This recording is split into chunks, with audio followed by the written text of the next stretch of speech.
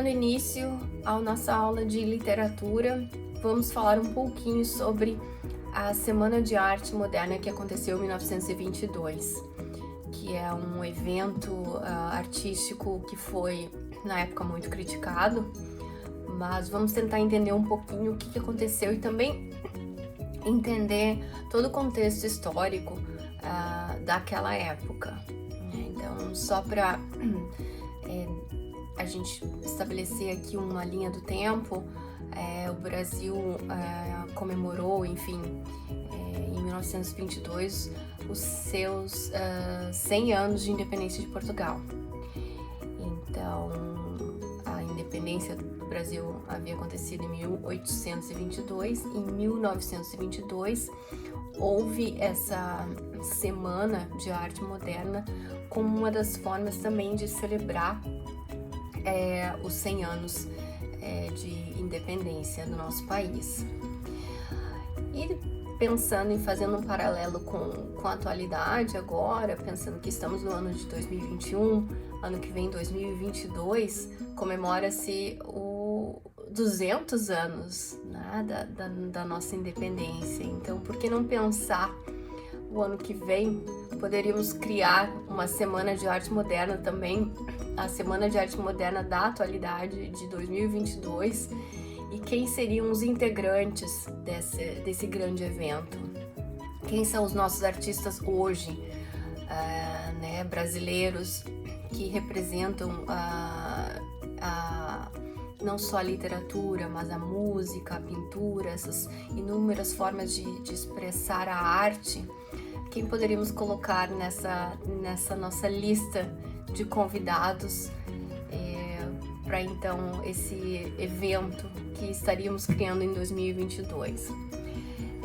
São ideias para pensar, para refletir e também para a gente conseguir conectar com esses artistas que fizeram parte da Semana de Arte Moderna lá há 100 anos atrás, praticamente há 100 anos atrás, em 1922. Obviamente que estamos aqui criando um evento fictício, seria a Semana de Arte Moderna de 2022, com os nossos artistas. Tem algumas sugestões de nomes, mas eu acho que seria interessante a gente refletir sobre isso e fazer a nossa lista de quem são os artistas hoje em dia, que levam o nome do Brasil para o mundo, que tem uma grande representatividade artística, seja na música. Um nome, eu acho que hoje em dia está muito conhecida, é a Anitta. Com certeza, acho que ela participaria da nossa Semana de Arte Moderna. Em termos de artista com relação à pintura, o Romero Brito é um pintor muito renomado, muito conhecido, com obras, pelo mundo todo, assim como o grafiteiro, o Cobra, de um talento incrível, e também tem a sua arte pintada pelas ruas do mundo. E em termos de escrita, então, pensar nos nossos escritores de hoje em dia, a gente fala muito, de Machado de Assis, de Clarice Lispector, mas hoje em dia temos novos nomes, talvez não tão conhecidos ainda, mas que já estão entrando, para o hall de grandes obras, de grande produção literária, assim como a Vanessa Bárbara, o Chico Matoso, temos o Daniel Galera. Então, são muitos nomes aí que poderiam estar presentes nessa comemoração, de hoje, de 200 anos de independência do Brasil. Mas essa data ainda não chegou. O que a gente vai falar é sobre o que aconteceu em 1922 e quem eram os artistas lá de 1922, de 100 anos atrás. Então a gente tem que pensar nesse contexto histórico de como o Brasil se encontrava em termos artísticos, quais eram as influências do Brasil até então e como que se deu essa semana, que na verdade não foi uma semana, foram somente 3 dias de eventos no Teatro Municipal de São Paulo. É um evento, enfim, que trouxe grandes nomes das artes em geral, tanto da música como Villa-Lobos, pintura, Tarsila do Amaral, literatura também. Só que esse momento, eu acho que a Semana de Arte Moderna de 1922, ela não foi muito bem vista, não foi muito bem aceita na época. Ela sofreu muitas críticas e uma resistência muito grande da sociedade brasileira.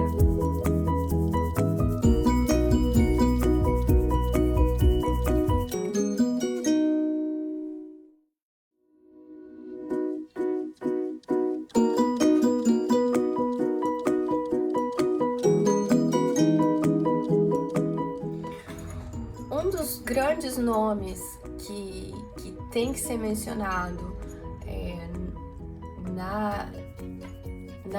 na arte da pintura é Anita Malfatti.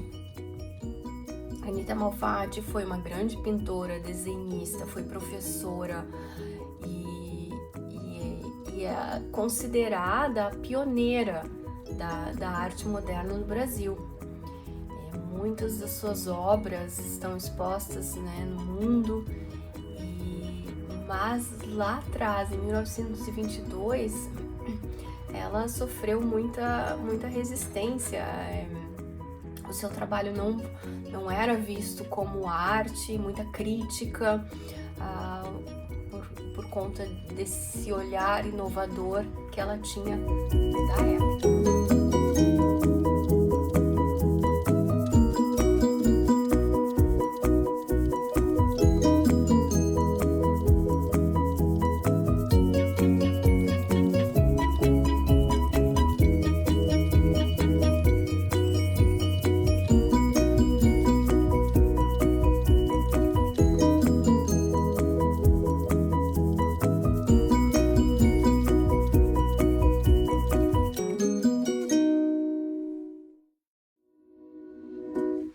Anita Malfatti, ela teve toda uma formação na Europa, mas em 1917 ela realizou a primeira exposição modernista brasileira, e com grandes influências no cubismo, expressionismo e futurismo. Mas claro que acho que as pessoas não estavam preparadas para tamanha modernidade, e a exposição foi um escândalo, sofreu duras críticas, principalmente de Monteiro Lobato, e obviamente que isso levou a uma grande insegurança por parte da Anita Malfatti na hora de tomar a decisão de participar da Semana de Arte Moderna em 1922. Esse medo, essa insegurança de novo sofrer fortes críticas e de achar que o Brasil não estivesse ainda preparado para aquele estilo de arte. Outro artista que marcou, principalmente na Semana de Arte Moderna, foi Tarsila do Amaral. Essa pintora incrível, e acho que nós todos conhecemos alguma obra dela, principalmente o Abapuru, que é uma das suas obras mais conhecidas e é um ícone do modernismo brasileiro. Tarsila também fez parte da Semana de Arte Moderna de 1922. Ela, obviamente, que sofreu um pouco das críticas, a resistência em função do seu estilo modernista. Eu diria até que um lado até meio Picasso em suas obras, mas ela participou, e a partir desse evento de 1922, ela ficou conhecida internacionalmente.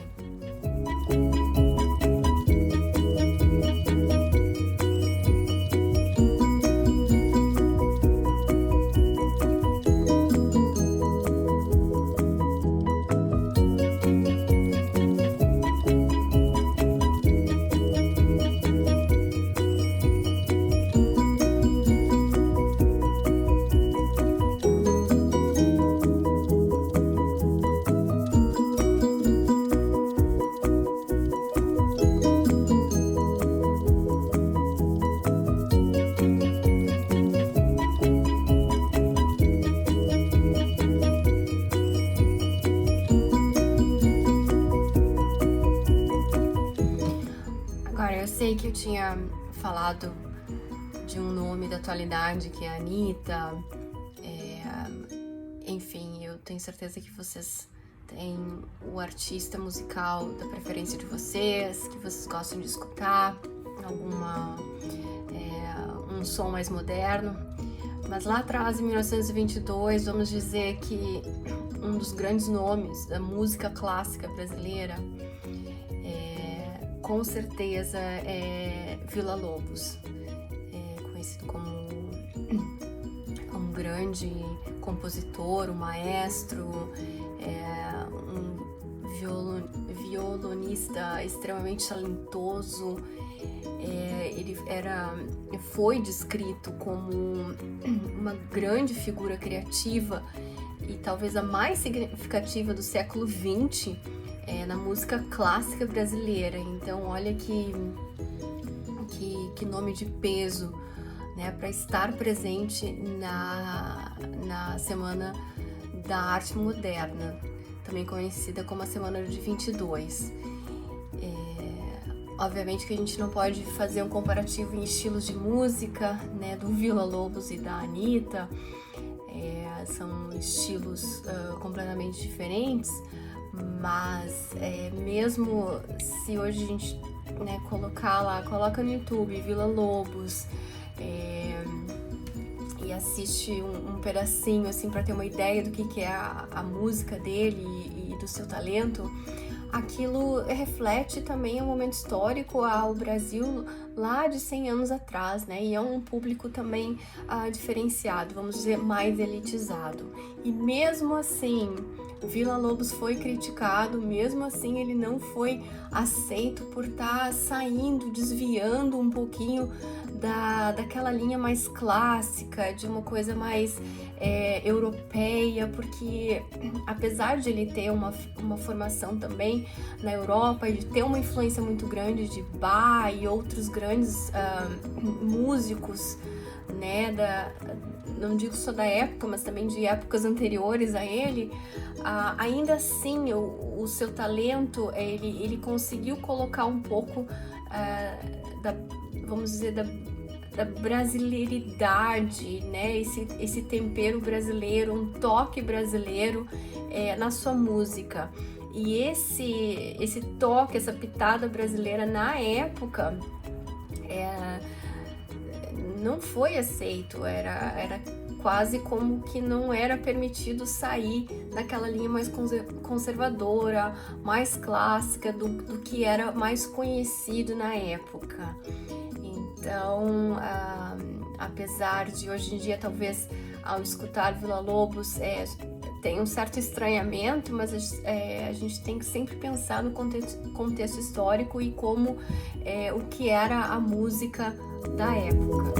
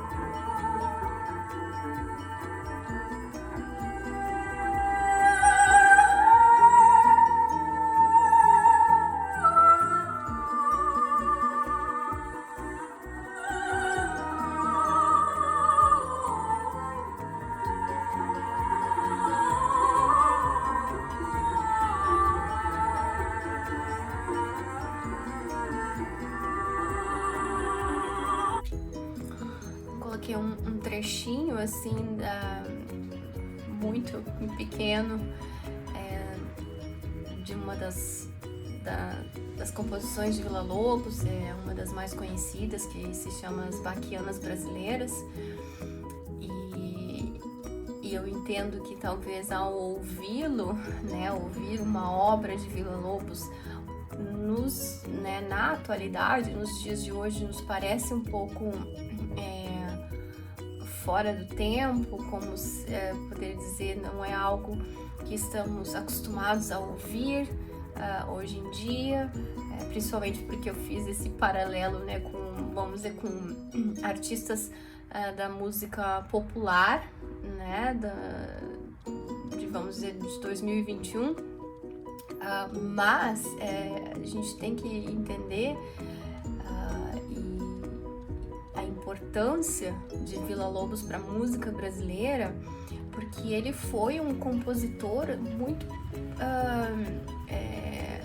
reconhecido na época, que escreveu muitas, numerosas, mais de 2.000 obras orquestrais, vamos dizer, e então é um número muito grande, né, considerável para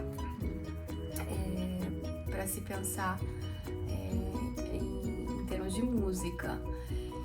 E o que eu acho que é importante também salientar é ele ter colocado essa pitada brasileira, não só do Brasil como um todo, mas de nuances regionais. Então ele traz dentro da sua música, ele coloca uma pitada de folclore, das músicas de canções populares da época, até mesmo indígenas. Então eu acho que o seu talento era tão grande que, mesmo sendo um compositor de música clássica, ainda assim ele conseguia inserir essa personalidade brasileira, né, dentro da sua música.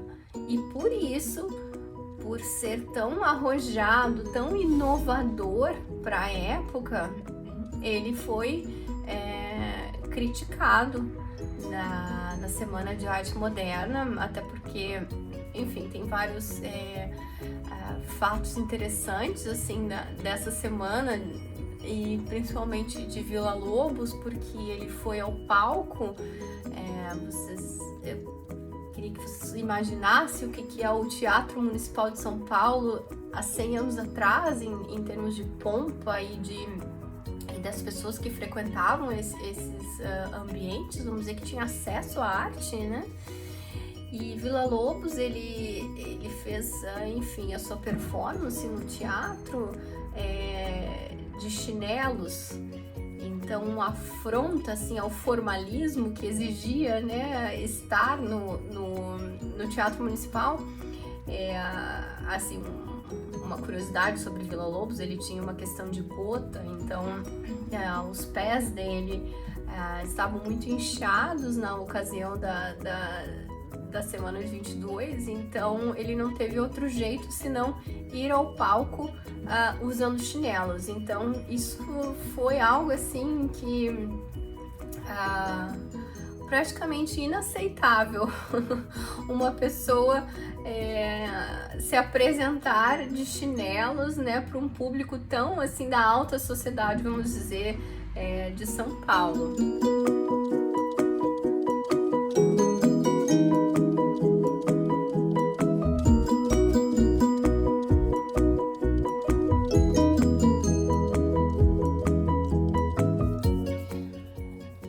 Continuando essa lista dos famosos que participaram da Semana de 22, temos grandes nomes na literatura, como Oswald de Andrade, Mário de Andrade, Graça Aranha,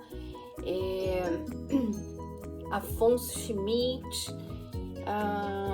Então esses nomes estavam presentes nessa semana, e obviamente que causaram muita polêmica, e fazem parte divisor de águas no panorama artístico brasileiro. E eu vou fazer uma leitura rapidinho, assim, de um texto de Oswald de Andrade, que até na época era casado com Tarsila do Amaral. Então, né, tinham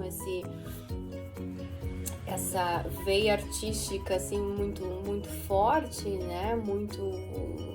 Ambos inseridos no foco artístico do Brasil. Fazer uma leitura rápida de Oswald de Andrade para a gente também ter uma assim do que era a literatura na época, como é que era a escrita, um pouco o seu estilo, que também foi visto como algo muito arrojado, inicialmente criticado, um pouco confuso às vezes, mas mesmo assim, continuando essa lista dos famosos que participaram da Semana de 22, temos grandes nomes na literatura, como Oswald de Andrade, Mário de Andrade, Graça Aranha, Afonso Schmidt. Então esses nomes estavam presentes nessa semana e obviamente que causaram muita polêmica e fazem parte desse divisor de águas no panorama artístico brasileiro. E eu vou fazer uma leitura rapidinho, assim, de um texto de Oswald de Andrade, que até na época era casado com Tarsila do Amaral. Então, né, tinham essa veia artística assim muito forte, né? Ambos inseridos no foco artístico do Brasil.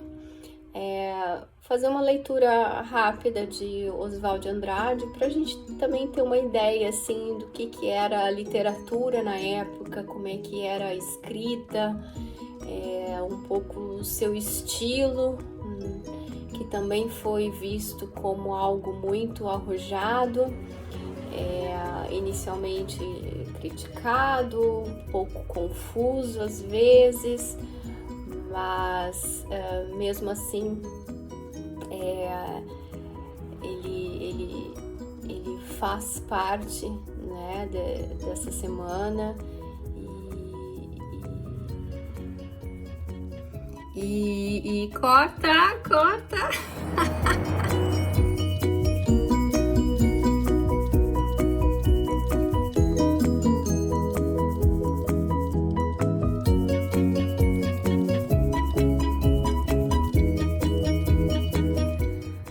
Vou fazer a leitura aqui de um poema de Oswald de Andrade.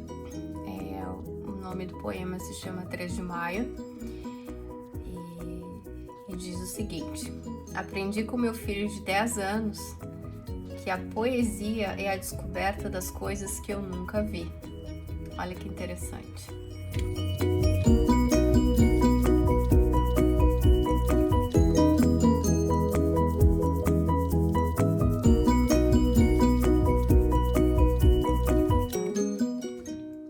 Então, resumidamente, eu trouxe alguns nomes dos representantes e colaboradores dessa semana que participaram ativamente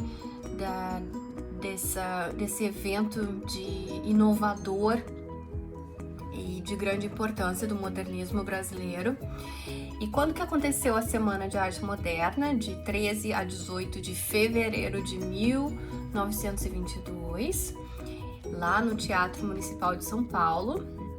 E qual foi o objetivo? O que se queria, né, com isso?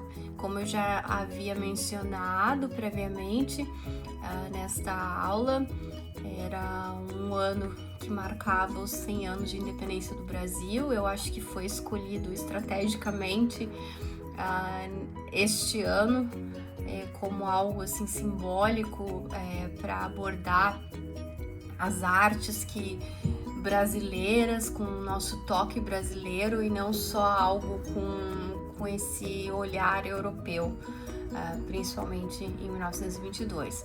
Então, esse era o objetivo da Semana de Arte Moderna, que era inovar, renovar, vamos dizer, o ambiente artístico-cultural e mostrar, não só para o Brasil como para o mundo, a escultura, a arquitetura, a música e literatura brasileira do momento, daquele momento.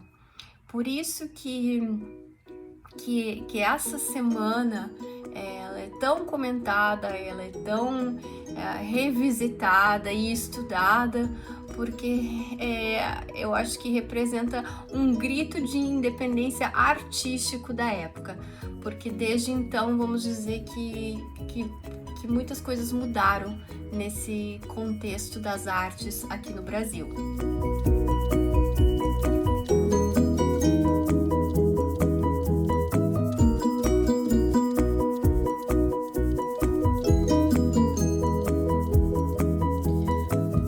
Compreendemos então que os artistas envolvidos na semana eles tinham como principal objetivo revolucionar a arte brasileira. Então, obviamente que buscava-se esse conceito de chocar, vamos chocar o público que ainda estava envolvido com o conservadorismo da arte, como seguindo ainda tendências europeias. Então aqui eu vou fazer uma leitura rápida sobre as características desse movimento, que uma delas foi a utilização de uma linguagem mais coloquial e até considerada vulgar, buscando uma certa aproximação com a linguagem oral. Então hoje em dia é comum a gente ver ou ler textos de escritores que, vamos dizer assim, que escrevem da mesma forma que se fala ou tentam reproduzir a fala na sua escrita, mas para a época isso era considerado um texto de má qualidade. Então um autor trazendo uma linguagem mais popular, se podemos nos referir dessa forma, era algo que chocava mesmo, que era audacioso. Então, com essa aproximação da linguagem oral à linguagem escrita, há um abandono do formalismo nas composições, né? Fica uma arte mais informal. Houve também um rompimento de certos padrões tradicionais da academia, aquilo que era imposto, né, no mundo acadêmico. De repente, esses artistas trouxeram obras, né, não uma obra, mas algo muito à frente do seu tempo. Houve uma crítica à estética literária parnasiana. Então esses modernistas, eles criticavam muito ainda esses nossos laços, essas nossas raízes parnasianas, e depois eu vou dar uma pincelada sobre isso para a gente entender que o modernismo veio para quebrar aquele modelo literário que já não se cabia mais na época. E também houve uma característica importante da semana, essa valorização da identidade nacional. O que é ser brasileiro, né? Quais são as nossas raízes de fato, né? Apesar de termos sido colonizados por portugueses, mas eles também queriam, esses modernistas, trazer essa identidade brasileira que havia se transformado, né? Não tinha mais espaço só para sermos um espelho da Europa ou nos espelharmos na Europa em termos de comportamento, em termos de cultura. Então, que nós tínhamos uma identidade nacional e que isso deveria ser valorizado através das artes. Também a liberdade de expressão, né, como a própria Anita Malfatti, ao pintar o homem em amarelo, para as pessoas era algo assim muito diferente, né, ter uma pintura de um homem em amarelo que na verdade não condizia com o que realmente é, ela não fazia uma pintura da realidade, assim, ela se expressava através da sua arte. Então a semana trazia isso como uma característica de liberdade de expressão, que se a Anita Malfatti quisesse pintar um homem em vermelho, estava tudo certo, o que valia era esse espírito artístico, né? E claro, se fala muito, né, dessa identidade nacional e de abandono do parnasianismo, de ser um marco no modernismo, mas também a gente não pode esquecer que na época haviam movimentos acontecendo na Europa e também, de certa forma, influenciaram. Apesar de esses artistas trazerem um toque brasileiro, ainda assim, por trás havia influências europeias da época, como futurismo, cubismo, dadaísmo, surrealismo e o expressionismo. Então, apesar de a gente querer desvincular, ou talvez é um grito de liberdade, temos a nossa própria identidade, a nossa própria arte, mas também há um quê, assim, por trás de tudo isso de influências europeias da época. Um dos grandes nomes desse movimento parnasianista é Olavo Bilac, um nome muito conhecido e faz parte, né, desse movimento parnasianista da época. Eu vou ler aqui um trechinho de um dos poemas dele sobre a língua portuguesa, e para a gente ter uma noção, assim, em termos de formalidade da escrita, até mesmo para a época, e eu acho que também é legal a gente ver o uso das palavras, né? Até fazer um comparativo com agora, o que é ser formal e culto nos dias de hoje, o que era lá em início dos anos de 1900, vamos dizer, porque Olavo Bilac, ele nasceu em 1865,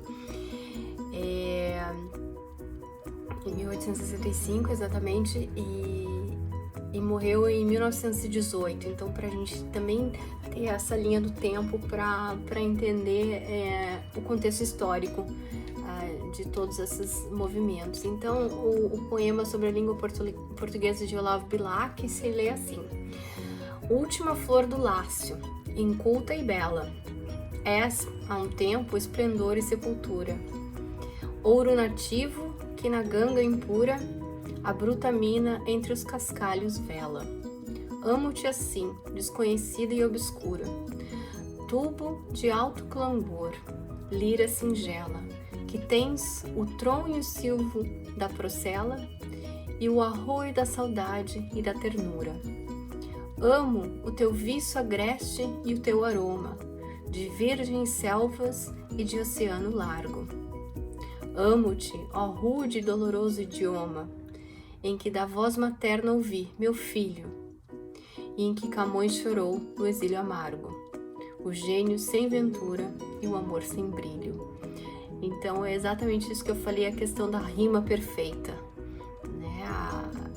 E agora a gente começa a entender o caminhar das artes, que de repente há o surgimento, né, de novos artistas inovadores, com novas ideias e querendo quebrar esse padrão tão culto, tão formal da arte, principalmente da literatura.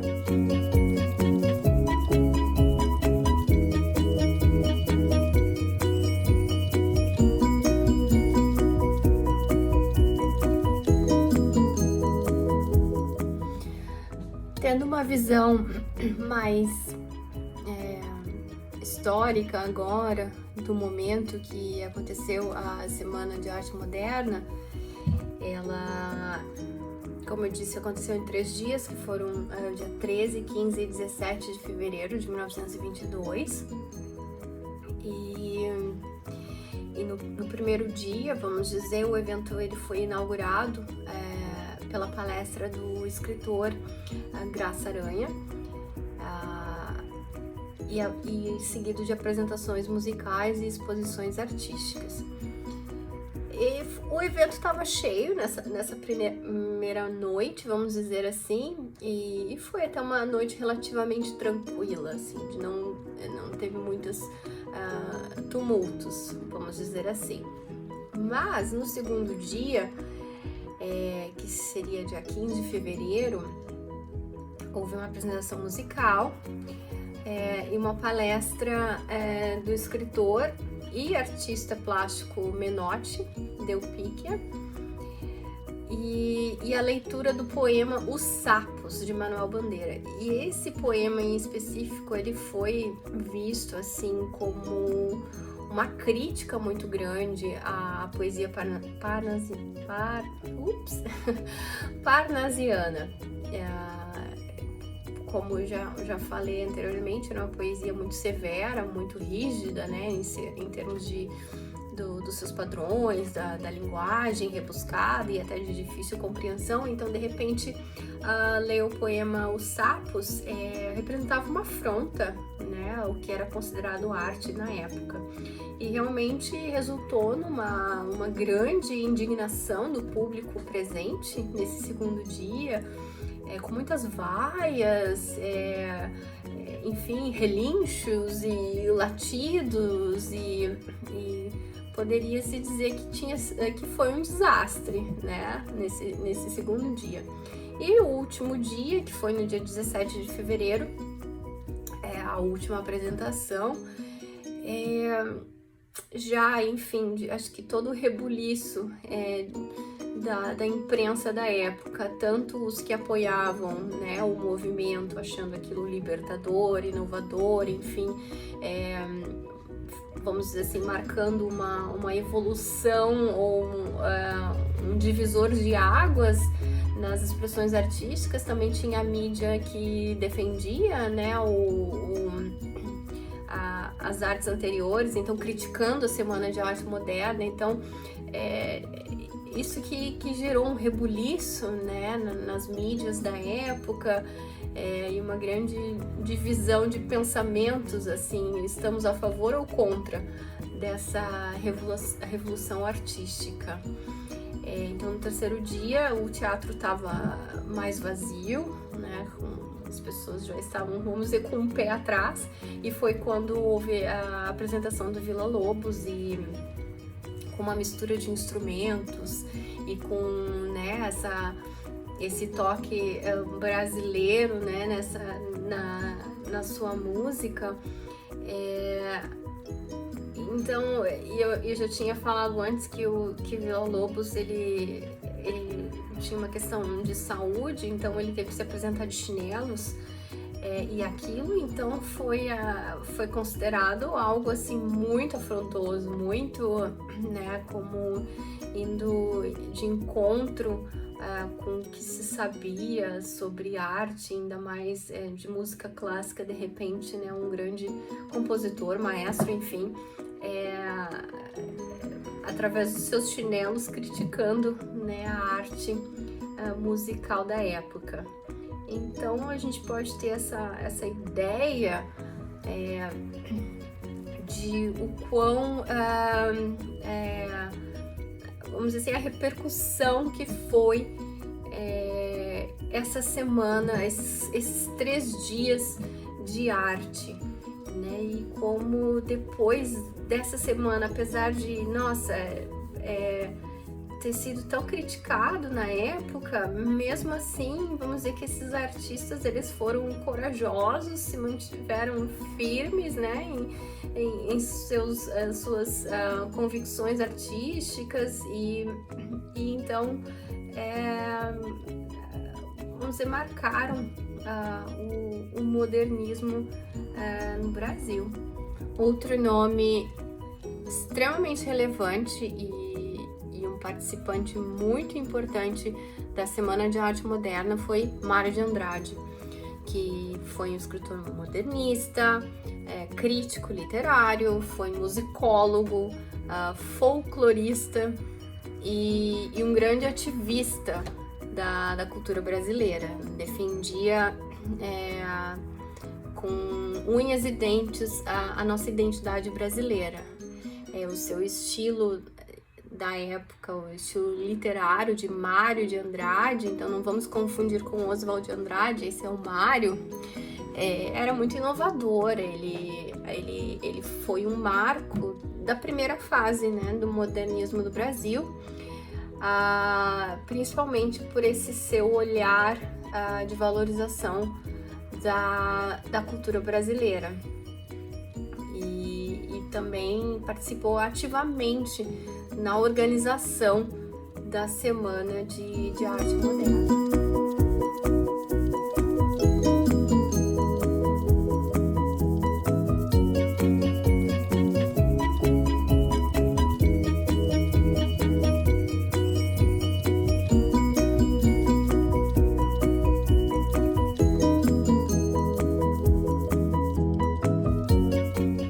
Macunaíma é o principal livro, a grande obra-prima de Mário de Andrade, e ele foi publicado em 1928, então para a gente ter uma ideia de quando, né, que esse livro foi escrito.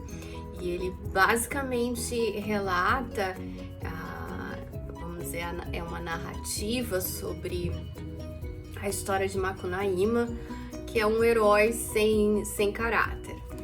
A história, obviamente, que para a época é criticada, né? Porque geralmente a gente tem essa ideia de um herói ser um personagem forte, enfim, de muitos princípios, de muitos valores, muitas virtudes, e de repente Mário de Andrade traz um protagonista completamente o oposto, e que também simboliza um pouco a formação do Brasil, né, a cultura brasileira. Então, nesse primeiro momento, é uma obra modernista que levou um tempo para ser aceita. A história também é contada através de um filme, já é considerado um filme antigo, já tem mais de 20 anos, provavelmente, esse filme sobre a história enfim, baseado no livro de Mário de Andrade, mas que é muito engraçado, que vale a pena assistir também, assim como ler a obra de Mário de Andrade. Essa obra, Macunaíma, esse romance, na verdade, ele às vezes fica difícil de colocar numa certa categoria, porque ele envolve há muitas misturas literárias, porque tem o fantástico, envolve um pouco o lendário, a mitologia, crenças populares, ao mesmo tempo, né, retoma essa questão de representar um anti-herói, e também aprofundando um pouco, né, os defeitos, vamos dizer.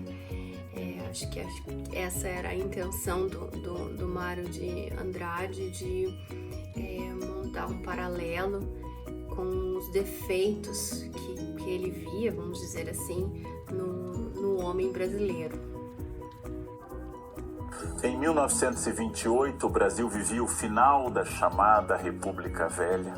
Governava o Brasil Washington Luiz, e um paulistano genial, Mário de Andrade, acabou lançando um livro que se transformou numa referência cultural do nosso país, Macunaíma, o herói sem nenhum caráter. Macunaíma nasceu no fundo da mata. Macunaíma disse imediatamente ao nascer: "Ai, que preguiça!" E através dessa personagem, Mário de Andrade questionou todo todos os pontos e paradigmas que tinham construído a cultura brasileira. Macunaíma é uma obra fabulosa. Macunaíma é uma obra que trata dos elementos míticos fundacionais do Brasil, a questão da identidade étnica, a questão do trabalho, a maneira de Macunaíma existir, sua famosa Cartas e Camiabas, Cartas Amazonas, no qual ele diz que o Brasil é um país tão rico, tão opulento, que tem duas línguas, uma para falar e outra para escrever.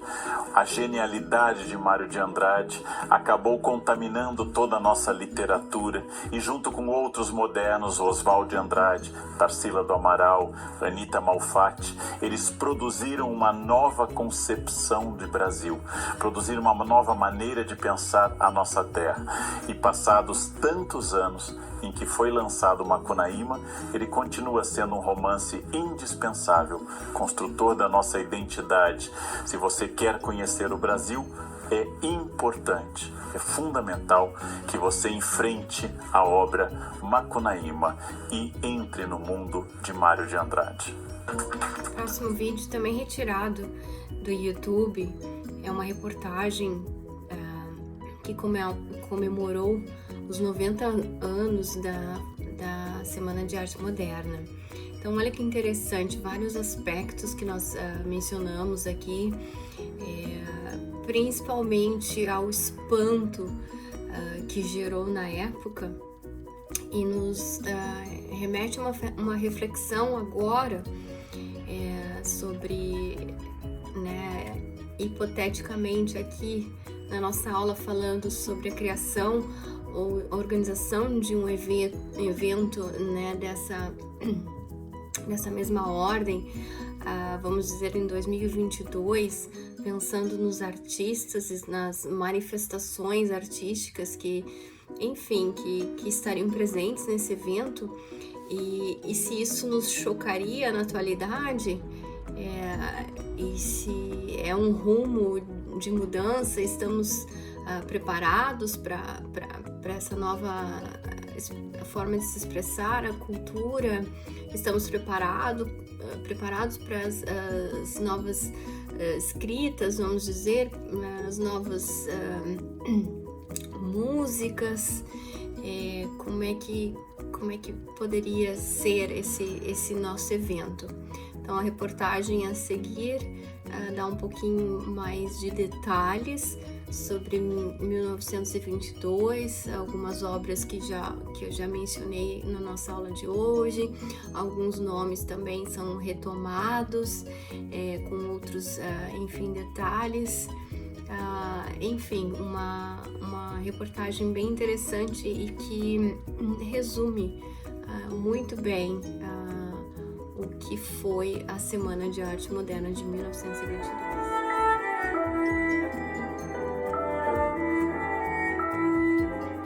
Seria um happening, uma performance, uma instalação multimídia? Nada disso existia na São Paulo provinciana de 1922, quando um grupo de artistas intelectuais, inspirado pelo modernismo europeu, realizou uma audaciosa Semana de Arte Moderna, com exposições, concertos e conferências que provocaram escândalo e mudaram o rumo da cultura brasileira.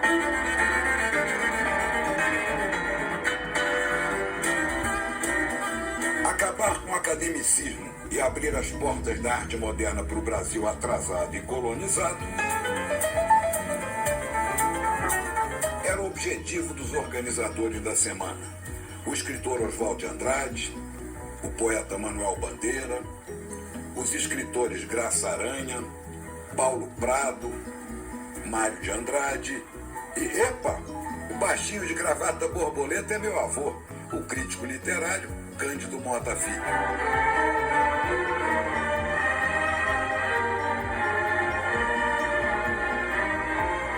Mas a semana era tão moderna que teve só 3 dias, provocando algum escândalo, pouca repercussão e muitas vaias do público, chocado com tanta modernidade.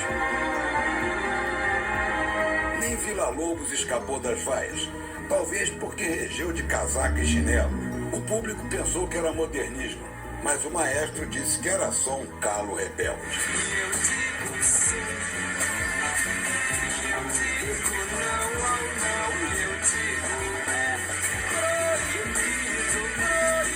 46 anos depois, no ano fatídico de 1968, a cultura brasileira estava em ebulição com o tropicalismo. Acabou com as fronteiras e é como se fosse a arte moderna de 22, agora para todo mundo como consciência, porque ele é uma mutação contínua, é a evolução permanente. Era uma grande inspiração e referência, com um espetacular sucesso da montagem do Rei da Vela, de Oswald de Andrade, por Zé Celso Martins Corrêa e o Grupo Oficina.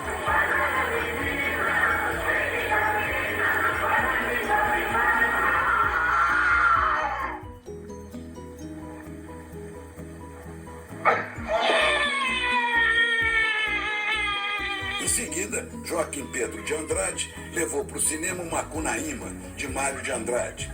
Brasileiríssimo herói sem nenhum caráter, foi um grande sucesso popular e conquistou vários prêmios internacionais. Você não fala, menino? Ai, que preguiça. Como não hei de ser comunista se sou moderna? O rompe-nuvem em breve levanta ferros, como sabeis. E depois, O Homem do Pau-Brasil, de Oswald de Andrade. O imperialismo se defende. Com elogio da antropofagia cultural e do matriarcado. O pão burguês de hoje pode ser o revolucionário de amanhã. Esta curiosa e sugestiva exposição que gloriosamente inauguramos hoje é uma aglomeração de horrores. Em 2004, a Semana de 22 e os modernistas... Isso não é arte. Isso não é literatura. protagonizaram uma minissérie de Maria Adelaide Amaral na Rede Globo. Eu não vou ser mais uma vez o saco de pancadarias da imprensa dessa cidade. Boa parte da nossa melhor literatura, cinema, música e artes plásticas não existiria sem o modernismo, que teve seu ponto de partida na Semana de 22, quando o Brasil começou a se integrar ao mundo e a expressar a identidade nacional numa linguagem livre e sem fronteiras.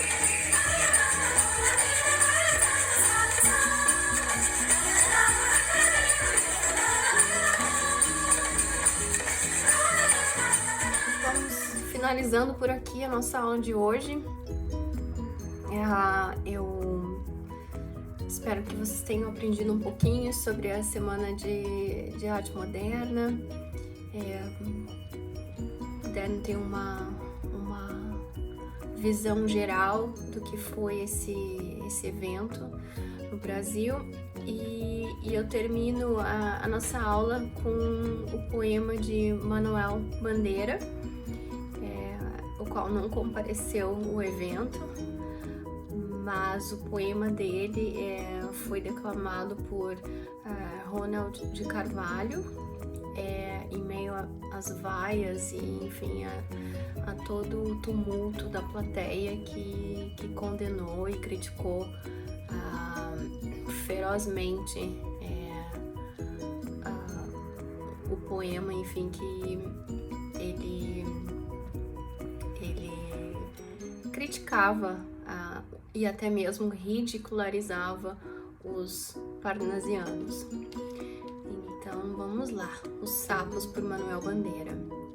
Enfunando os papos, saem da penumbra, aos pulos, os sapos, a luz os deslumbra. Em ronco que a terra, berra o sapo boi, meu pai foi à guerra, não foi, não foi.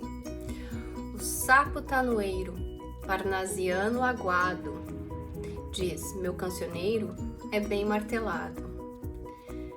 Vede como primo em comer os hiatos, que arte! E nunca rimo os termos cognatos. O meu verso é bom, frumento sem joio, faço rimas com consonantes de apoio. Vai por 50 anos que lhes dei a norma, reduzi sem danos a formas a forma. Clame a saparia em críticas céticas, não há poesia, mas há artes poéticas. Urra o sapo boi, meu pai foi rei, foi, não foi, Foi, não foi. Brada em um assomo, o sapo tanoeiro. A grande arte é como o lavor de joalheiro. Ou bem de estatuário, tudo quanto é belo, tudo quanto é vário, canta no martelo. Outros, sapos pipas, falam pelas tripas, sei, não sabe, sabe. Longe dessa grita, lá onde mais densa, a noite infinita veste a sombra imensa. Lá, fugido ao mundo, sem glória, sem fé, no peral profundo e solitário é. Que soluças tu, trazido de frio, sapo cururu da beira do rio.